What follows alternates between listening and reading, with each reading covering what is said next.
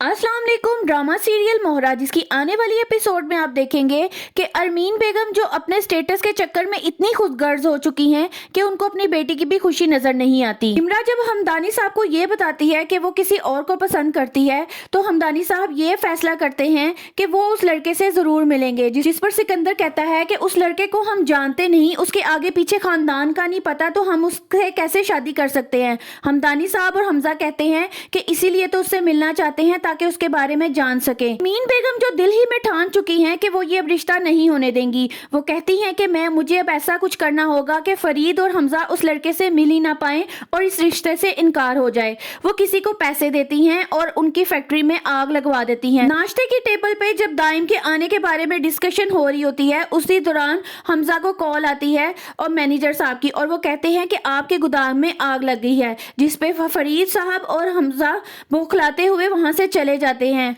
हमजा गोदाम की सिचुएशन देख के अलीजे को फोन करता है और कहता है कि आज तो हम दाइम से नहीं मिल सकेंगे क्योंकि मामला बहुत खराब हो चुका है।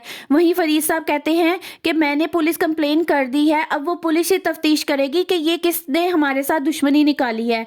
वहीं पर अरमीन बेगम के रंग उड़ जाते हैं कि कहीं मेरी चोरी पकड़ी ना जाए। इमरा जो कि बहुत एक्साइटेड होती है और अपने लिए ड्रेस सेलेक्ट कर रही होती है। इसी दौरान अलीजे उसके पास आती है और उससे कहती है कि गोदाम में आग लग गई है, जिससे हमजा और बाबा उससे नहीं मिल पाएंगे।